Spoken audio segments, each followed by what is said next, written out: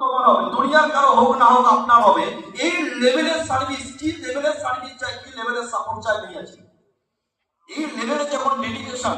আর যারা এই সার্ভিস তখন পৌঁছে তারা রীতিমতো এই প্রফেশন থেকে সাকসেসফুল। এরকম কিছু top of the top leader যারা আপনার টিমে বিলংস করে, আমি সেই সমস্ত লিডারদের জন্য আমি চাইবো একটা ওয়ান্ডারফুল লেভেলের, একটা জবরদস্ত লেভেলের ক্লাস। আমার ইয়াংগেস্ট লিডার মিস্টার সনাতন Majhi, mister Supriyo Das, mister Sanjay Samanta, mister Naraj Samanta and Abhijit Malik থেকে শুরু করে ওভারঅল যত সমস্ত লিডার, প্লাস এই টিমে যারা লিডার্সরা বিলংস করছে, এখানে অলরেডি 4 হুইলার অ্যাচিভার টিমেও বিলংস করছে। কয়টা মজা হলাম?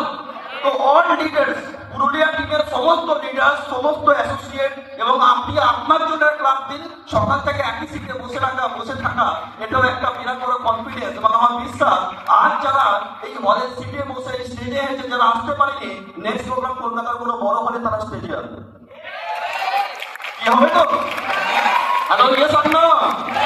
তো এর জন্য কি করতে হবে, আমাদের কি প্রসেস ফলো করতে হয়েছিল? কারণ এই দুনিয়ায় যদি বড় ইনকাম করতে হয়, বড় যদি ইনকাম মানে ইনকামের লেভেল বাড়াতে গেলে, বড় আন্ডার হতে গেলে বড় রান্নার হতে হয়।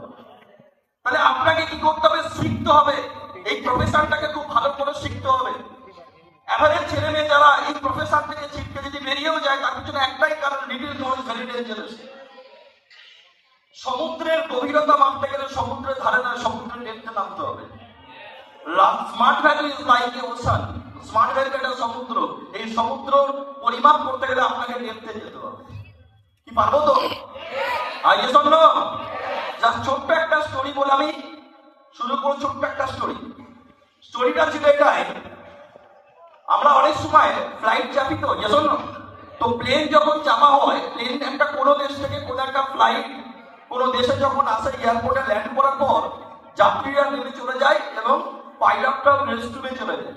তারপর পুরো প্লেনটা পরিষ্কার হয়, সাফাই করে, করার পর আবার ওই প্লেনটা রেডি হলে রিপিটেডলি আবার প্যাসেঞ্জার এন্ট্রি করে, আবার ওই প্লেনটাকে ওই পাইলট অথবা সেকেন্ড কোনো পাইলটরা সেই দেশে আবার উড়িয়ে নিয়ে যায়।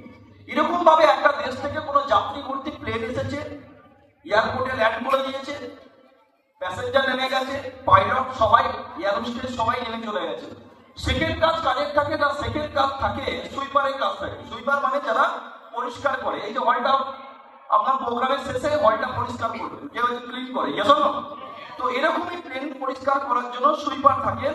তো সবাই চলে যাওয়ার পর তারপরে সুইপার আসেন, সুইপার এসে প্লেনটা পরিষ্কার করছিলেন, ভ্যাকুয়াম দিয়ে হোক, চালু মেরে হোক, যে কোনো ভাবে প্লেনটাকে পরিষ্কার করছিলেন প্যাসেঞ্জার চলে যাওয়ার পর। কারণ ওনাকে কিছু খেয়ে রেখে দেয়, এটা ওটা, পুরো প্লেনটাকে সাফ করতে এসেছে।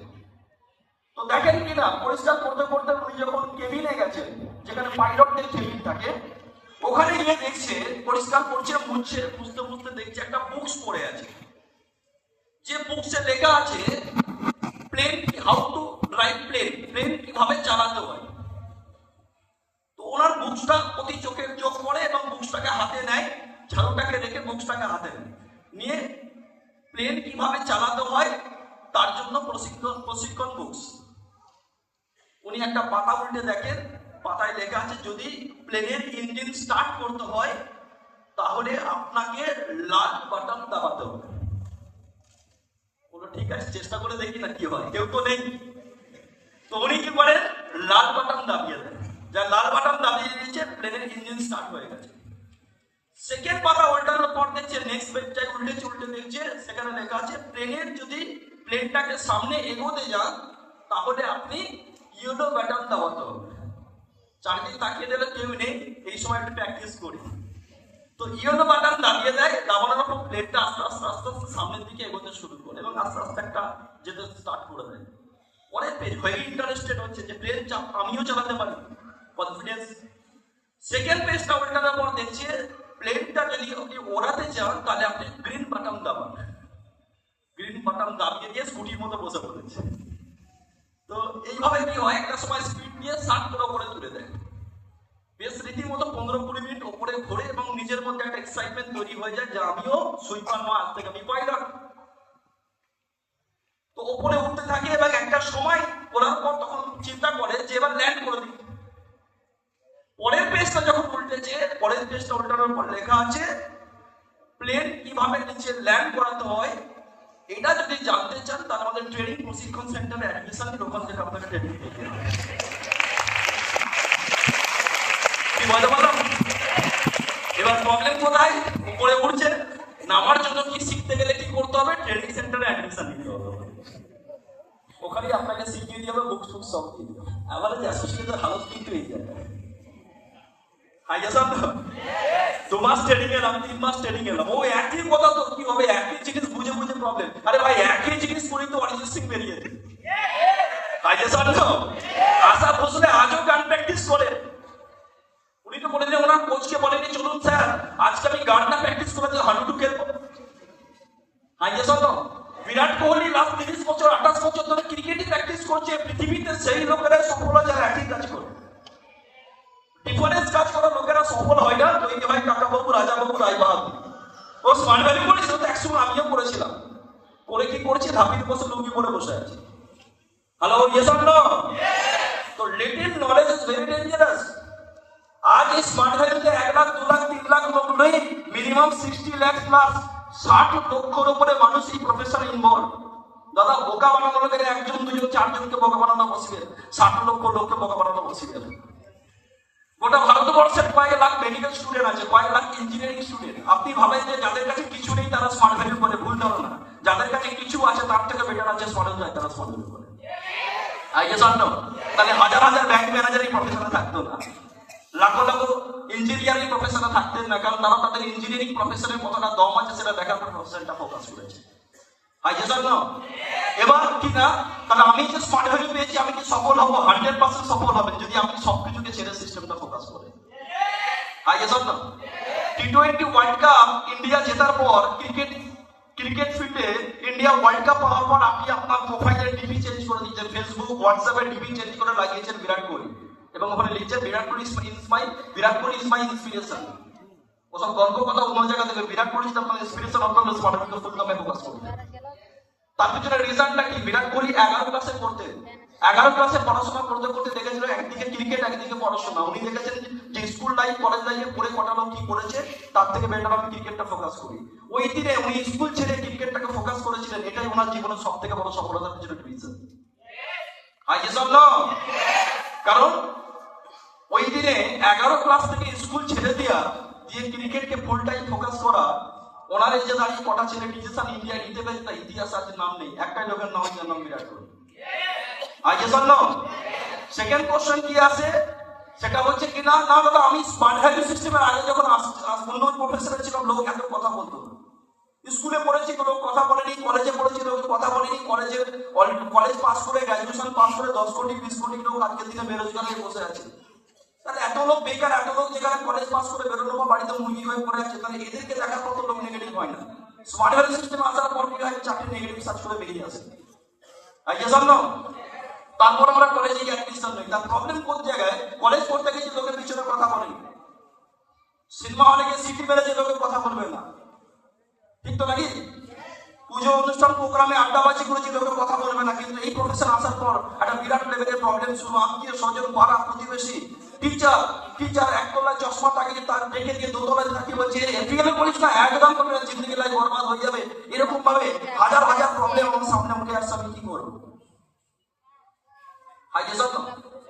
সমস্যা একটা জায়গায় আছে, যার ছোট একটা স্টোরি বলে আমি ক্লোজ করে দেবো। স্টোরিটা খুব ভালো করে শুনবেন। যেমন কলকাতা একটা শহর, এরকম অনেক বড় বড় শহর আছে বিভিন্ন দেশে, বিভিন্ন ডিস্ট্রিক্টে, বিভিন্ন স্টেটে। তো এরকম একটা খুব ডেভেলপমেন্ট একটা বড় সিটি থেকে একটা গ্রাম আছে মিনিমাম 500 কিলোমিটার দূরে, যেখানে পাহাড়ের পিছনে, যেখানে ইলেকট্রিসিটি পৌঁছায়নি, কোনো কারেন্ট নেই।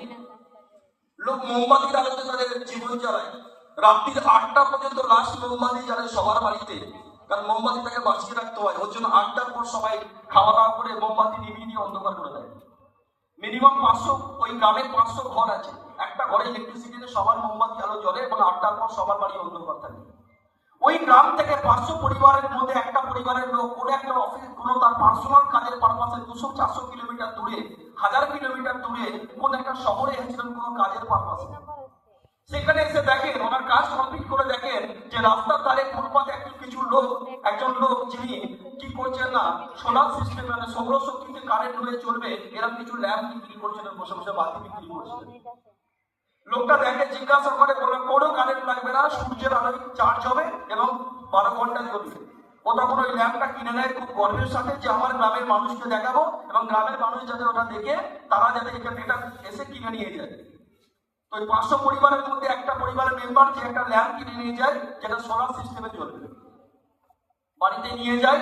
নিয়ে গিয়ে রীতিমতো কি হয়, পৌঁছানোর পর ওই দিনে 8টার পর সবার বাড়ি মোমবাতি জ্বলে, 8টার পর সব নিভিয়ে দিয়েছে।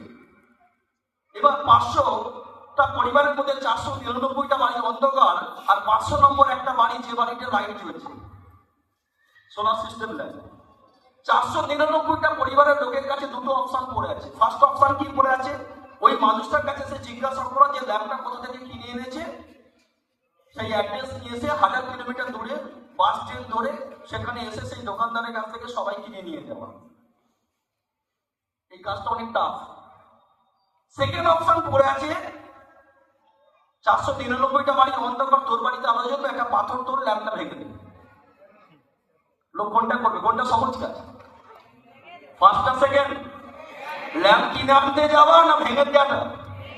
ভেঙে দেওয়া। এটাই তো আপনার সাথে হচ্ছে।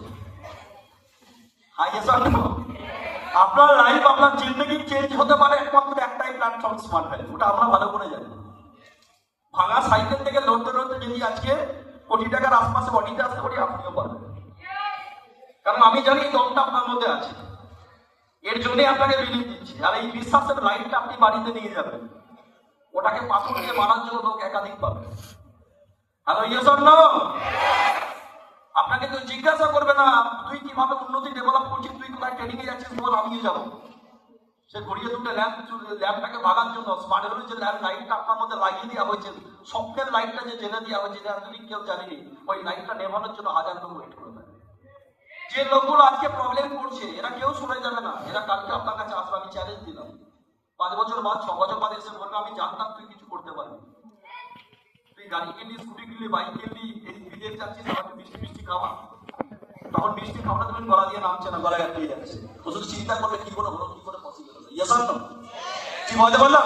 ট্রিমেন্ডাস লেভেলের লিডারশিপের আন্ডার আছে, ট্রিমেন্ডাস লেভেলের সার্ভিস সিস্টেমের আন্ডার আছে। এরকম একটা ওয়ান্ডারফুল লেভেলের স্মার্ট ভ্যালু গ্রেট ইন্ডাস্ট্রি 25 বছর ভারতবর্ষে তৈরি করেছে। এখানে অনেকে 25 বছর বয়স হয়নি। ইন্ডাস্ট্রি যখন তৈরি হয়েছে তখন আপনি জন্মান। Yes or no? কি বলতে পারলাম? তাহলে এখানে সিনিয়র লিডাররা যেমন ডেভেলপ করেছে, আপনাকেও সেই ডেভেলপমেন্ট করতে হবে। 100% আপনার সাথে আমাদের সার্ভিস সাপোর্ট আছে। আপনি শুধু হাতটা বাড়ান, ধরার জন্য 1000 লোক ওয়েট করে বসে আছে। কি পারবো তো?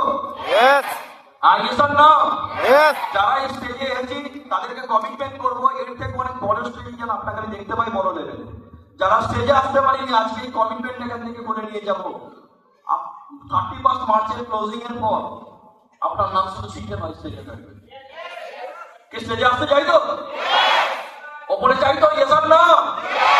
চাই তো? Yes or no? So thank you.